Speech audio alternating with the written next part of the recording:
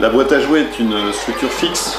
Elle est adaptée à la cour de récréation. Elle est remplie d'objets disparates, du type de pièces et de matériaux en vrac, comme des tubes, des cartons, des pneus, des morceaux de tissu, des filets, des cordes. C'est un dispositif global. C'est quelque chose qui rentre dans les écoles élémentaires et qui rentre dans les cours de récréation des écoles élémentaires. Les objets sont sélectionnés, bien sûr, contrôlés et sécurisés en amont. Quand on ouvre la boîte à jouets, on se dit mais qu'est-ce que c'est que ce fatras? Qu'est-ce que les enfants vont faire avec? La première fois, la boîte à jouets, je me suis dit mais qu'est-ce que j'ai à en faire de ça? Enfin, j'ai rien à faire avec ces trucs. Mais après, au fur et à mesure, j'ai vu que les enfants ils faisaient beaucoup de choses. Enfin, moi, je me suis approchée de la boîte à jouets et j'ai commencé à y jouer moi aussi. Et parce que les autres jouets, c'est simple à jouer. Tu prends ta poupée, tu prends ta voiture. Mais là, tu dois construire, tu t'imagines, voilà, c'est plus créatif.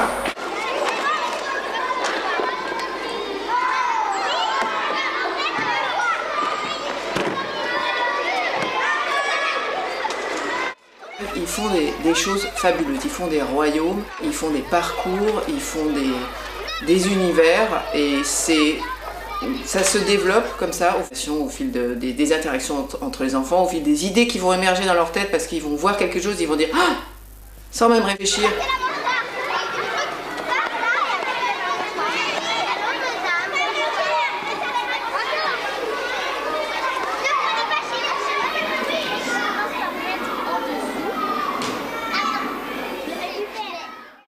Ce qu'on a constaté au niveau vraiment de l'intérêt éducatif des enfants, c'est le fait de partager des jeux, de faire preuve d'imagination, d'imagination créatrice, qui fait aussi toujours une des valeurs de l'école. On est dans quelque chose de beaucoup plus ouvert, où il y a une grande place finalement pour la créativité et l'imagination et pour détourner l'ensemble des objets seuls ou à plusieurs et en faire quelque chose d'autre. Ça veut dire que ça entraîne les enfants à prendre les éléments de la réalité autour de lui et d'y projeter son imaginaire et de se dire mais qu'est-ce que je pourrais faire avec ça?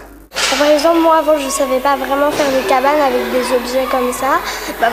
Moi ça m'a appris à par exemple à faire tenir des objets. Parce que la première fois qu'on avait joué avec nos copines, on avait essayé de faire une tour avec des objets et en fait on n'avait pas réussi à la faire tenir, mais ça nous avait bien fait rigoler.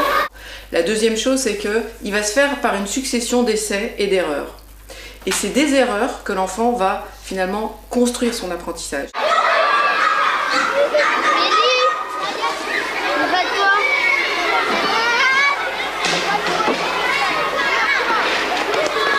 Mais ça, c'est rare, ça se trouve pas.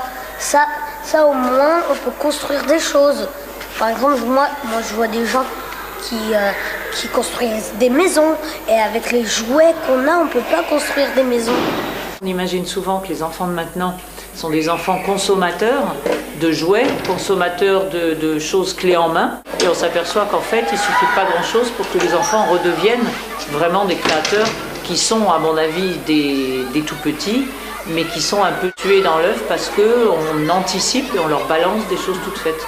Donc c'est bien, c'est porteur d'espoir que les enfants disent ça maintenant. Tous disaient, c'est vrai qu'on peut inventer, on peut imaginer, puis en plus à plusieurs, donc chacun peut donner ses idées, et donc ils ont l'impression d'être plus dans une dynamique aussi de possible. J'ai construit des choses, on a fait des tournois de balles, on a inventé des petites batailles avec les mousses. En fonction de l'âge, ils ne jouent pas à la même chose. Voilà, on voit des enfants qui reconstruisent un peu des maisons ou des bureaux, d'autres enfants qui fabriquent des constructions, qui font des forts, qui font des petits parcours. Il y a des choses assez variées. L'école, c'est un lieu d'apprentissage. C'est un lieu où l'enfant va apprendre les mathématiques, l'écriture, la culture. Il va apprendre à socialiser avec les autres enfants. Il passe beaucoup de temps à l'école. Et une des façons, en fait, la façon privilégiée que l'enfant utilise pour apprendre, pour se connaître et pour connaître le monde, c'est tout simplement le jeu.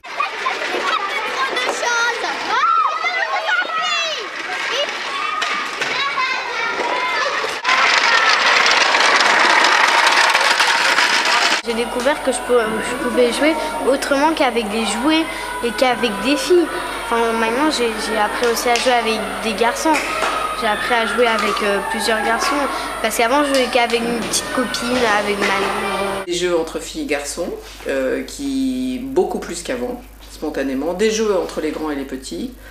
Des jeux entre enfants qui habituellement sont dans des phénomènes de groupe ou de clan ou qui explosent. Parce que tout à coup, il y a quelque chose d'intéressant qui se passe ici. Donc, on pense même plus quand on fait partie du club truc ou du clan machin ou du groupe, on y va. C'est un règlement de compte.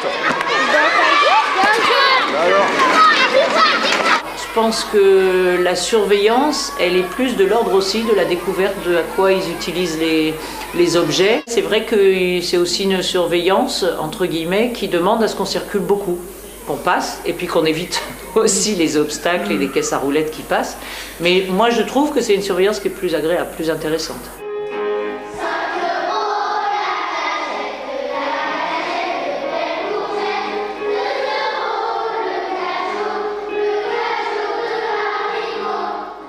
Dans le dispositif de la boîte à jouets, un accompagnement est prévu pour les encadrants. Premièrement, une formation sur la boîte à jouets et sur le jeu libre.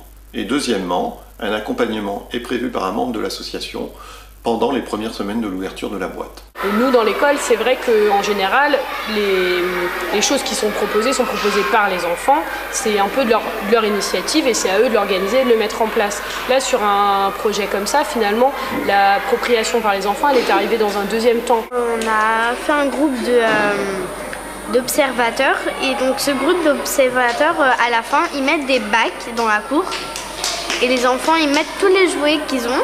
Enfin, ils en mettent partout dans la cour, mettent les jouets et eux, ils prennent juste les bacs et ils les mettent dans la boîte. Et donc, ça va beaucoup plus vite. Et quand on les donne aux enfants, et ils sortent les grosses choses, ils les posent en bas, les enfants qui les veulent, ils les prennent. Et les plus petits, enfin les trucs en mousse, voilà, les enfants, ils vont dans la boîte à jouets, ils se servent. Je fais confiance au temps aussi pour trouver d'autres améliorations encore. Surtout dans ce qu'un peu ont dénoncé les enfants, les plus grands qui s'emparent des jouets, qui sont les jouets à roulettes, qui sont les plus prisés, quoi.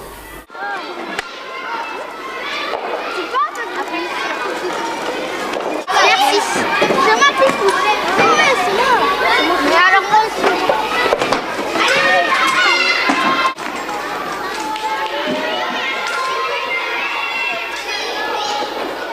La boîte à jouets, c'est une expérience qui existe déjà. En fait, elle existe depuis 2005, elle existe en Angleterre et c'est un projet qui a été piloté pendant 3 ans, puis qui s'est ensuite répandu dans les écoles. Il y a aujourd'hui plus d'une centaine d'écoles qui sont équipées de boîtes à jouets, ça s'appelle Playpod en anglais, et nous travaillons en partenariat avec les Anglais pour l'implantation en France du projet de la boîte à jouets. Il faut savoir que les écoles anglaises fonctionnent à peu près comme les écoles en France. Et ce qu'il faut savoir aussi, c'est qu'en Angleterre, quand ils ont fait leur projet pilote sur 3 ans, ensuite, ils n'ont pas eu besoin de faire de la publicité pour le projet. Ce sont les écoles qui sont venues les voir et leur dire « Nous, on veut ça dans notre école. On a envie d'avoir ça dans notre école parce que on a des nouvelles par les parents de l'école d'à côté, on a des nouvelles par la mairie de la ville d'à côté, etc., etc. »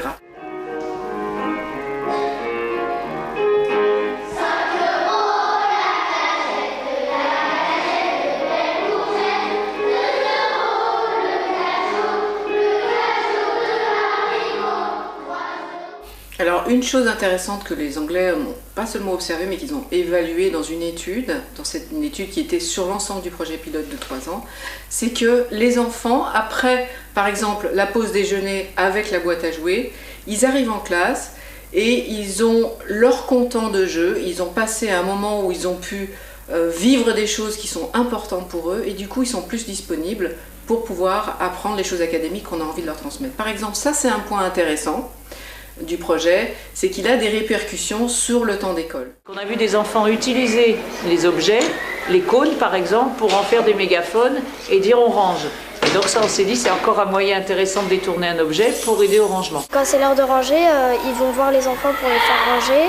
Tous les enfants, ils posent les objets près de la boîte à jouets, ils ne les rangent pas. Et c'est les responsables qui les rangent à l'intérieur.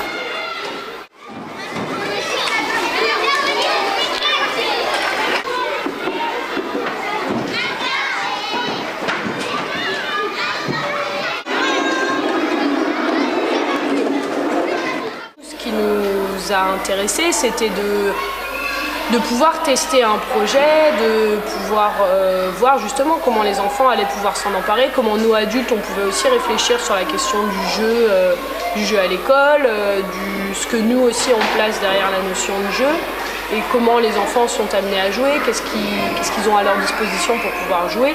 Donc après, pour toutes ces choses-là, on trouve que c'est intéressant, sinon on n'aurait pas accepté de recevoir le projet.